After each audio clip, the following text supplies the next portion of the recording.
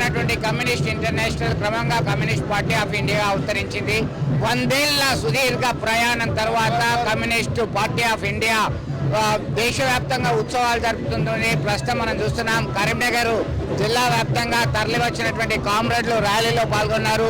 పల్లా రాజేశ్వరరెడ్డి, చాడ వెంకటరెడ్డి నేతృత్వంలో పెద్ద ఎత్తున ర్యాలీ కొనసాగుతుంది. దీనిలో డప్పు చప్పుళ్ళు అయితే కళా బృందాలు సైతం సిపిఐ పార్టీలో కీలక పాత్ర పోషించాయి. గ్రామీణ ప్రాంతాల్లో సమాజ స్థాపన కొరకంటూ ముందుకొచ్చినటువంటి కమ్యూనిస్టు పార్టీ తమ యొక్క ప్రస్థానాన్ని ఇంకా కొనసాగిస్తూనే ఉంది. ఇప్పటికీ తమ యొక్క ఆవశ్యకత ఉంది అని చెప్పేసి వీరు ఖచ్చితంగా భావిస్తున్నటువంటి పరిస్థితిని మనం గమనించవచ్చు. ఇదంతా కూడా వివిధ గ్రామాల నుంచి కూడా పెద్ద ఎత్తున తరలి వచ్చారు. వాళ్ళు ఈ ర్యాలీలో పాల్గొంటున్నారు.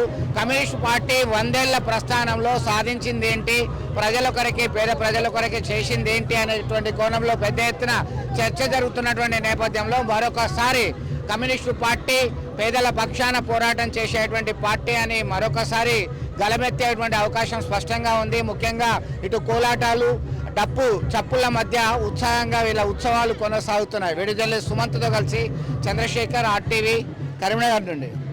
చరిత్ర సృష్టించినోడు ఇప్పుడు ఆ చరిత్రని తిరగరాయబోతున్నాడు. అబద్ధాల గోడల్ని బద్దలు కొట్టి నిజాలను రాగా మీ ముందుంచబోతున్నాడు. నిజమైన వార్తల కోసం వెంటనే డౌన్లోడ్ చేసుకోండి రా యాప్ని.